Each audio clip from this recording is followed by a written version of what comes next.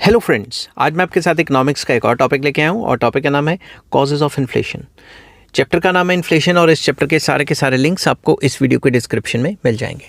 शुरू करने से पहले बता दूं कि पिछली वीडियो मैंने अपलोड की थी कि इन्फ्लेशन का मीनिंग क्या है, डेफिनेशन क्या है, टाइप्स क्या हैं। फिर मैंने डिस्कस किया था कि इन्फ्लेशन के जो इफ़ेक्ट्स हैं वो क्या होंगे, और अब मैं डिस्कस करूंगा कॉजेज़ ऑफ इन्फ्लेशन क्या होते हैं। तो चलिए शुरू करते हैं। जब भी आपको कॉजेज़ ऑफ इन्फ्लेशन का क्वेश्चन आएगा तो आपको मीनिंग डेफिनेशन ऑफ इन्फ्लेशन लिखना ज़रूरी है, क्योंकि इंट्रोडक्शन में कुछ तो लिखोगे ना। तो फर्स्ट पॉइंट आ जाता है increase in money supply. Money supply के बढ़ने की वजह से भी महंगाई होती है। कैसे? There is a direct relationship between the money supply and the price level. Price level और मनी सप्लाई में डायरेक्ट रिलेशन है। In India supply of money has increased much more than the GDP. GDP से भी कई गुना जो है money supply बढ़ा दी गई है, बढ़ गई। कैसे बढ़ गई अभी बताता हूँ। Too much increase in supply of money has created such a situation in which lot of money chases few goods, causing rise in price level. बैंकों ने लोन्स काफ़ी ज़्यादा दे दिया, जिसकी वजह से मनी सप्लाई बढ़ गई। दूसरी तरफ सरकार ने बजट में घाटा किया और नए नोट छाप दिए, जिसकी वजह से मनी सप्लाई बढ़ गई। और अगर मनी सप्लाई बढ़ेगी तो बहुत पैसा हो जाएगा, पैसा इकोनॉमी में ज़्यादा होगा, गुड्स एंड सर्विसेज कम बनेंगे, तो अपने आप ही इन्फ्लेशन होगी। समझ गए बात। नेक्स्ट आ जाता है deficit financing. Very important. Deficit financing refers to meeting of deficit in the government expenditure by printing more currency notes. अगर सरकार अपने घाटे को पूरा करने के लिए, बजट के घाटे को पूरा करने के लिए नोट छापेगी तो उससे भी मनी सप्लाई बढ़ेगी और महंगाई हो जाएगी। एज अ कंसिक्वेंस या as a result supply of money increases, जिसकी वजह से मनी की सप्लाई बढ़ती है। If production does not increase simultaneously, अगर प्रोडक्शन उतनी ज़्यादा ना बढ़े जितनी मनी सप्लाई बढ़ गई तो प्राइजेस तो बढ़ने ही बढ़ने हैं। नेक्स्ट आ जाता है increase in population. Very important. In 1951 total population of India was 34.5 crore.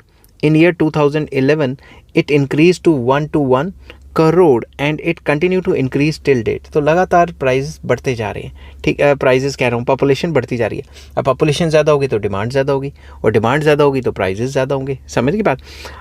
On account of rise in population demand for goods and services, जो भी गुड्स एंड सर्विसेज हैं वो स्टीपली राइज करती हैं। अगर पॉपुलेशन बढ़ेगी तो डिमांड भी बढ़ेगी। Increase in demand leads to increase in price, जिसको डिमांड पुल इन्फ्लेशन कहते हैं, कि अगर डिमांड बढ़ेगी तो प्राइजेस भी बढ़ जाएंगे। नेक्स्ट आ जाता है सेटबैक टू प्रोडक्शन। अगर किसी भी प्रोडक्शन प्रोसेस को या इंडस्ट्री को सेटबैक लगती है तो उससे वो प्रोडक्शन कम कर देता है या बंद कर देता है, जिसकी वजह से सप्लाई रुक जाती है, फिर भी तो प्राइस बढ़ जाता है। पेपर में कैसे लिखेंगे? Price level has also increased on account of fall in production, specially agricultural production on agriculture production from time to time. तो लगातार जो एग्रीकल्चर प्रोडक्शन है वो सेटबैक की वजह से कम होती जा रही है, जिसकी वजह से प्रॉब्लम्स अराइज हो रही हैं। In India large part of agriculture is dependent on rainfall. अभी भी इरीगेशन फैसिलिटीज़ इतनी अच्छी नहीं है, अभी भी जो एग्रीकल्चर है वो रेनफॉल पे डिपेंडेंट है। समटाइम्स देयर आर ड्रॉट्स, सूखा पड़ जाता है, and at other times there are floods. तो कभी कभी कुछ सीजन्स में सूखा होता है, कुछ सीजन में फ्लड्स आ जाते हैं। Both have unfavourable effect on agriculture production. दोनों का एग्रीकल्चर प्रोडक्शन पे बुरा असर पड़ता है। Some agro products are used as inputs in the industry. तो एग्रो प्रोडक्ट्स जो हैं वो इंडस्ट्री के लिए रॉ मटेरियल भी तो प्रोवाइड करते हैं, जो एग्रो बेस्ड इंडस्ट्रीज़ हैं। So because of less agricultural production industries are also badly hit. अगर एग्रीकल्चर प्रोडक्शन नहीं कम होएगी तो जो एग्रो बेस्ड इंडस्ट्रीज़ हैं उनको रॉ मटेरियल नहीं मिलेगा, तो उन पर भी नेगेटिव असर पड़ेगा। एज अ रिजल्ट या all this results in less production with which leads to price rise in the economy। तो अगर ओवरऑल प्रोडक्शन कम होएगी तो प्राइस राइज तो होना ही होना है। समझ की बात। तो ये सप्लाई फैक्टर था। नेक्स्ट आ जाता है इंक्रीज इन वेजेस और salaries. Very important. In India every price rise is followed by a wage increase, compounding the problem of inflation। इससे इन्फ्लेशन और ज़्यादा बढ़ जाती है। तो दिमाग से सोचो, दिमाग से सोचना। मैं अभी आपको बताता हूँ, जब भी वेजेस बढ़ती हैं, वेजेस बढ़ने से लोग क्या करते हैं, डिमांड बढ़ा लेते हैं, और जब डिमांड बढ़ा लेते हैं तो फिर प्राइस बढ़ जाती है। तो ये तो एक विशियस सर्कल हो गया ना। तो ऐसे सिचुएशंस आती रहती हैं इकोनॉमी में। Every wage increase results in increase in the cost of production. ठीक है, अगर वेज बढ़ेगा डिमांड बढ़ेगी, वेज बढ़ेगा तो कॉस्ट भी तो बढ़ेगी। समझ की बात। कॉस्टिंग बढ़ेगी तो भी तो प्राइस बढ़ेगा। तो दोनों सिचुएशंस हम यहाँ पे डिस्कस कर सकते हैं। It leads to cost push inflation. Moreover increase in wages results in increase in money supply with the workers, so workers make more demand. तो वो डिमांड बढ़ा देते हैं, जिसकी वजह से प्राइसेस बढ़ जाते हैं। ठीक है। It leads to demand push inflation. तो वेजेस के बढ़ने से कॉस्ट बढ़ जाती है, कॉस्ट के बढ़ने से भी प्राइस बढ़ जाते हैं, और वेजेस के बढ़ने से डिमांड बढ़ती है, डिमांड बढ़ने से भी प्राइस बढ़ जाते हैं। तो दोनों तरफ से, डिमांड साइड से भी और सप्लाई साइड से भी, जब भी वेजेस बढ़ते हैं तो प्राइसेस बढ़ जाती हैं। ठीक है, नेक्स्ट आ जाता है administered prices, very important. Administered prices वो प्राइसेस होते हैं जो सरकार ने कंट्रोल करके रखे होते हैं। It refers to the prices fixed by the government for essential goods. ज़रूरी चीज़ों के प्राइसेस जो सरकार फिक्स करती है उसे एडमिनिस्ट्रेड प्राइसेस कहा जाता है।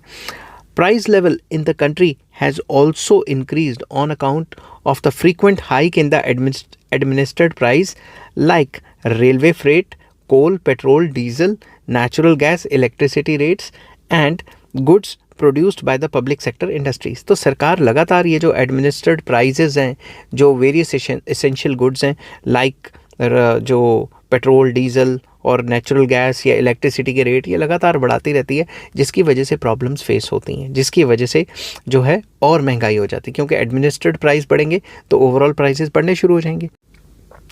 नेक्स्ट पॉइंट डिस्कस करेंगे, hike in global oil prices. Global oil prices बढ़ेंगे तो ओवरऑल वर्ल्ड इकोनॉमी में महंगाई हो जाएगी। ठीक है, तो इसमें हम लिखेंगे prices in almost all countries of the world have been rising. हर एक कंट्री में प्राइस तो बढ़ ही रहे हैं। These rising foreign prices have also influenced price rise in our country. तो अगर वर्ल्ड इकोनॉमी में प्राइस बढ़ रहे हैं तो हमारी कंट्री में भी प्राइस बढ़ रहे हैं। अब मेन रीज़न क्या है?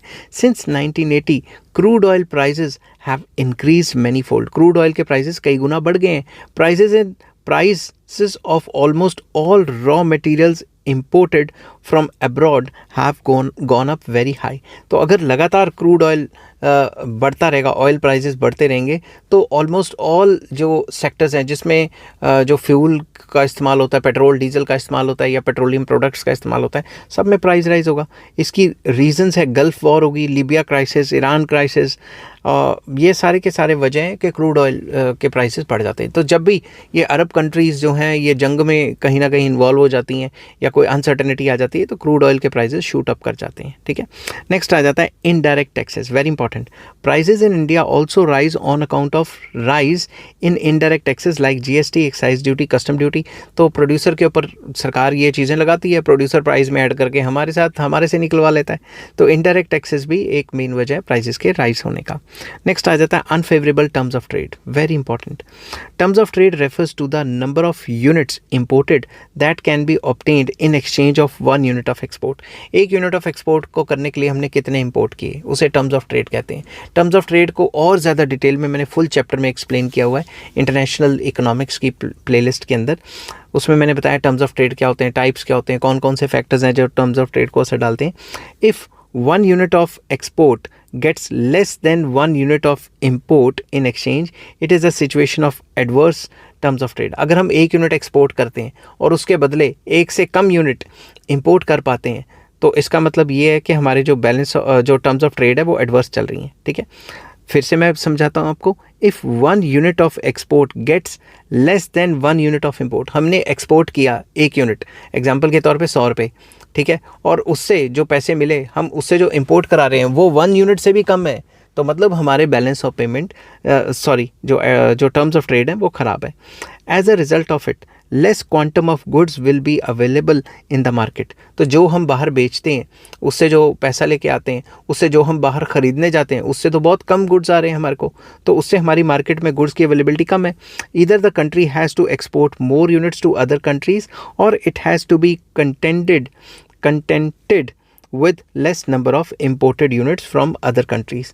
तो या तो हमें अपने एक्सपोर्ट बढ़ाने पड़ेंगे या फिर बाहर से जो सामान आ रहा है उसे कम करना पड़ेगा।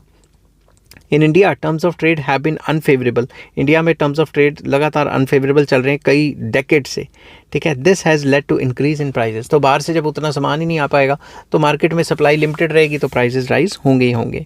नेक्स्ट आ जाता है removal of prices and distribution control, very important.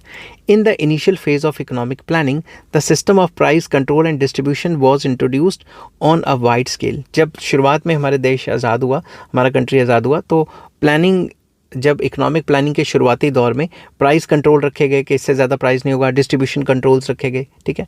In the later plans many of these controls were gradually discontinued. तो 1991 के बाद जब न्यू इकोनॉमिक पॉलिसी आई तो ये जो प्राइस कंट्रोल्स थे और डिस्ट्रीब्यूशन कंट्रोल्स थे इनको हटा दिया गया। Now prices of these goods are fixed by the market forces, that is demand and supply. अब प्राइसेस कौन सेट करता है? Demand and supply. It has led to rise in the prices of some essential products. तो essential goods जो हैं उनके prices लगातार बढ़ते जा रहे हैं क्योंकि सरकार ने अब कंट्रोल्स हटा लिए हैं और सबको डिमांड सप्लाई पे छोड़ दिया है। नेक्स्ट है expectation of future rise in price, very important. Many factors inside and outside of the country gives rise to the expectation of future increase in price, that is fear of bad monsoon, fear of fall in the industrial production, doubts about the non-availability of essential imports, fear of war, rapid increase in prices in other countries of the world, etc. तो कुछ ऐसे events होते हैं जिनकी वजह से जो producers हैं या जो सप्लायर्स हैं वो अपने दिमाग में फ्यूचर के लिए कुछ एक्सपेक्टेशंस रख लेते हैं, जैसे कि फियर ऑफ बैड मानसून। अगर हमें लगेगा कि मानसून अच्छा नहीं आएगा तो हम होल्ड कर लेंगे सामान को, जिसकी वजह से मार्केट में सप्लाई कम हो सकती है, प्राइजेस बढ़ सकते हैं। Fear of fall in the industrial production, क्या पता हम बीइंग प्रोड्यूसर या फिर सेलर एक्सपेक्ट कर रहे हैं कि अगले साल या अगले सीज़न में प्रोडक्शन कम होएगी, या फिर नॉन अवेलेबिलिटी ऑफ इंपोर्ट्स, बाहर से इंपोर्ट नहीं आएंगे, या फियर ऑफ वॉर हो जाएगी, या फिर rapid increase in the prices in other countries में प्राइसेस काफ़ी बढ़ जाएंगे।